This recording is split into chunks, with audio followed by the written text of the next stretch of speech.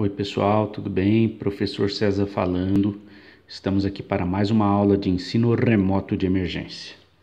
Bom, continuando aqui a brincadeira, professor, a gente vai ficar retomando esses cálculos todos? Não, nada disso. Isso aqui já fizemos, eu só estou retomando aqui para você relembrar rapidamente, para que você consiga entender que existe uma certa semelhança entre a técnica que a gente já estudou e a técnica que a gente vai estudar aqui agora, né? Mas o propósito é que você consiga, nesse primeiro momento, entender o que é transmitância percentual, ou relembrar o que é transmitância percentual, e entender ou relembrar o que é número de onda, né? Você consegue relembrar isso? Vamos lá, ó. Então, o que é a tal da transmitância percentual? Olha, como o equipamento que a gente vai ver ele é muito parecido, o que acontece? Nós temos aqui o tal do compartimento da minha amostra. Então, aqui eu tenho uma amostra, certo? Eu vou colocar aqui uma lâmpada que emite calor, né? Existem vários tipos de radiação de calor, né? Então aqui eu vou ter um tipo de monocromador. Ó, quem não fez o semestre passado vai penar aqui agora, hein? Porque eu estou partindo de pressupostos, né? Quem não fez essa parte toda do UV-Vis vai penar aqui agora. Então, o que acontece? O que é a transmitância, o conceito de transmitância percentual? Eu sei que você já sabe, né? Então, o monocromador deixa passar uma radiação por vez. Então, vamos imaginar que ele deixa passar essa daqui, ó, essa grandona, né? Ó, então, ela chega... Aqui ficou ruim esse desenho, deixa eu pegar uma outra aqui. Tem uma lâmpada que emite radiação grande, radiação menor, menorzinha. O monocromador vai deixar passar só uma, né? Ele é um filtro. Deixa passar essa daqui, ó. Esse camarada, essa onda que tá passando, ela tem uma determinada intensidade, né? Aqui, ó. Vamos chamar de P0.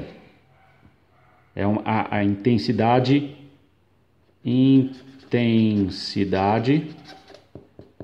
que incide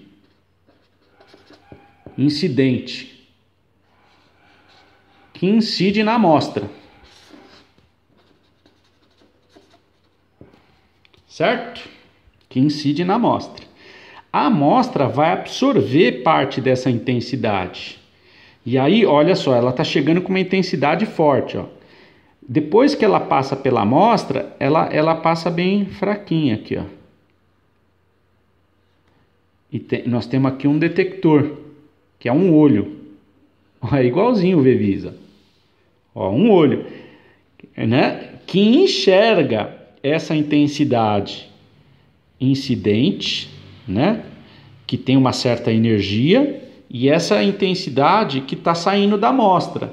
Então, esse P0 tem uma intensidade que eu vou chamar de intensidade 10, e esse P aqui, ó, essa radiação eletromagnética sai daqui com o que eu chamo de P, né?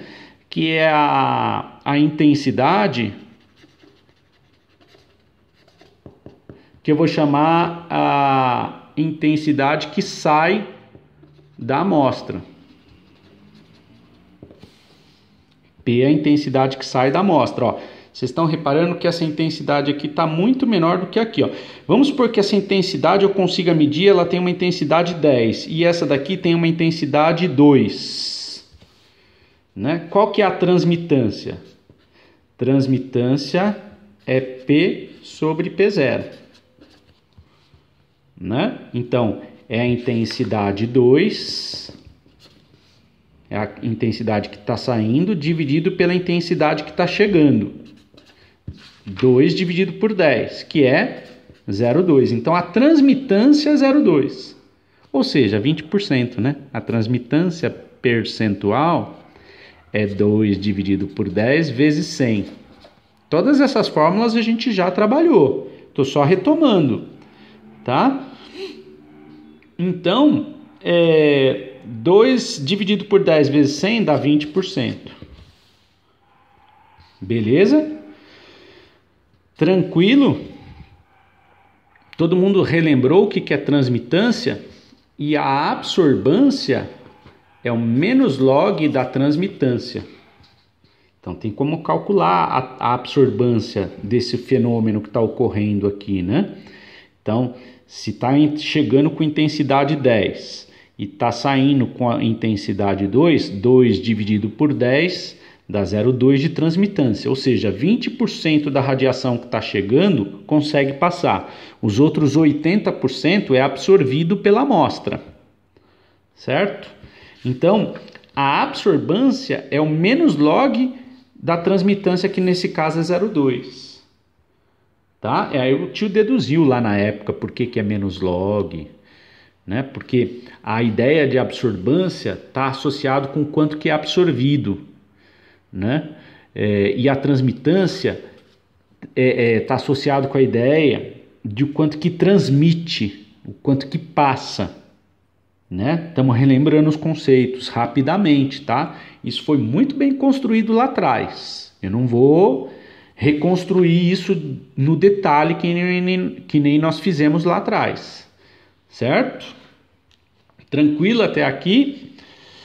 Muito bem, por que eu estou retomando essas fórmulas, mostrando para você de novo o conceito de absorbância e transmitância, a relação entre eles, né? Mostrando que a transmitância percentual é o tanto que passa percentualmente pela amostra, mostrando essa relação entre número de onda e comprimento de onda. Isso é por causa desse gráfico que sai aqui, ó, do espectro de infravermelho, né? Olha lá, o gráfico que sai no espectro do infravermelho é esse aqui, ó. Como é que a partir desse rabisco todo que a gente está vendo aqui, ó, a gente bate o martelo e determina que essa substância chama-se hexano, né? Como é que a partir desse rabisco eu bato o martelo e faço análise qualitativa dizendo que esse camarada é um hidrocarboneto chamado hexano? É isso que a gente vai tentar fazer daqui para frente, tá? Então, é um gráfico que tem como eixo aqui no Y, transmitância percentual, e aqui no X, número de onda com a unidade centímetro a menos 1, ou seja, fora do sistema internacional, tá? Então, perceba que é um gráfico todo esquisito e diferentão, né? Aqui no eixo X ele não vai de 0 para frente, ele não sobe, ele cai, né? O gráfico ele tem como escala vai de 4.000 até 400 aqui, normalmente.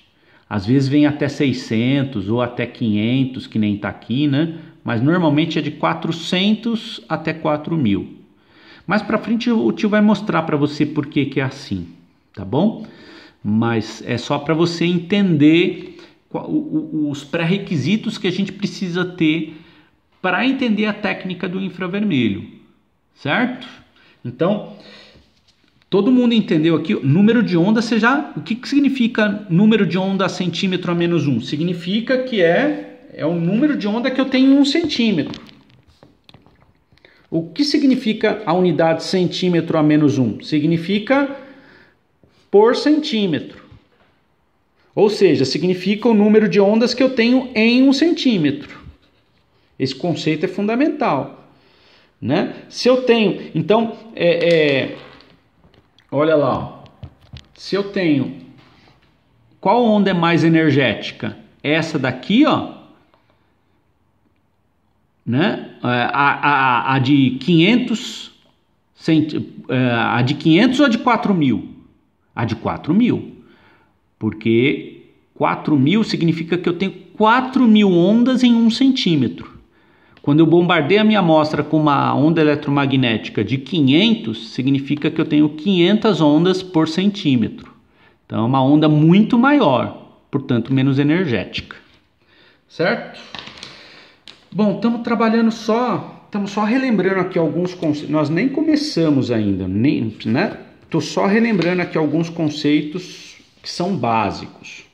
Outros conceitos que são fundamentais, que eu não vou ficar trabalhando com vocês, porque senão a gente não sai daqui, é o seguinte, olha, como a gente vai fazer análise qualitativa de compostos orgânicos, existe um pré-requisito que é fundamental para o curso, que é você reconhecer as funções orgânicas principais e saber atribuir um nome oficial e usual, né? O que acontece? Porque senão a gente não se comunica, né? A gente não se comunica. Eu coloco lá um enunciado. Porque o etanoato de etila, nananana. Se você não sabe o que é o etanoato de etila, a gente já não tem como sair do lugar. Então é fundamental você reconhecer as principais funções orgânicas e saber associar a estrutura às funções, né? E saber os nomes, né? Então, saber o que é um aldeído, saber o que é uma cetona, né? São funções carboniladas. Aqui a carbonila está na ponta, aqui a carbonila está no meio.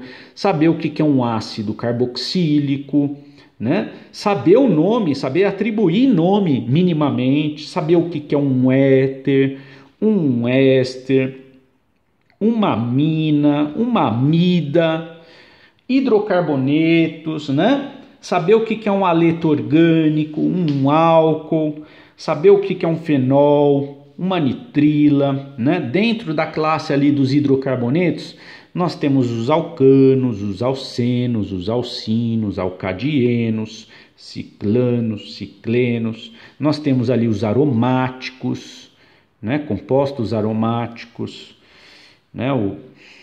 Nós temos a função enol, né? E aí vai, tem um monte. Essas principais funções você precisa saber de cor e salteado.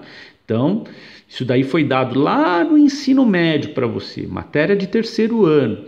Também foi revisto em alguma matéria básica lá de química geral, né? Isso tem que estar na ponta da língua. Se você não tem isso muito bem claro para você, não tem como a gente começar. A gente vai brincar de fazer análise qualitativa de compostos orgânicos. Então eu vou identificar o composto, eu vou pegar uma estrutura, vou botar dentro do meu equipamento, vou bombardear ela com radiação eletromagnética e vou ter que desenhar essa estrutura, vou ter que dizer qual é o nome dela. Então, se eu não sei dar nome, se eu não sei associar o nome à estrutura, então já era. Então, eu não tenho o pré-requisito básico para começar infravermelho. Tá claro isso, gente? Então, quais são os pré-requisitos básicos que você precisa para entender o meu curso de infravermelho? Que é o que a gente está falando até agora. Você precisa saber essa parte orgânica básica de atribuir nome, né? Nome usual, nome oficial, reconhecer estruturas e precisa saber essa parte básica lá da espectroscopia que a gente aprendeu o semestre passado, né? Esses conceitos básicos de número de onda, de transmitância, né? De saber converter um no outro, o outro no um, isso precisa estar bem bonitinho para a gente começar o curso. Beleza, gente? Tá claro até aqui? Bom, então eu vou parando o vídeo por aqui e continuamos no próximo. Beijo, beijo.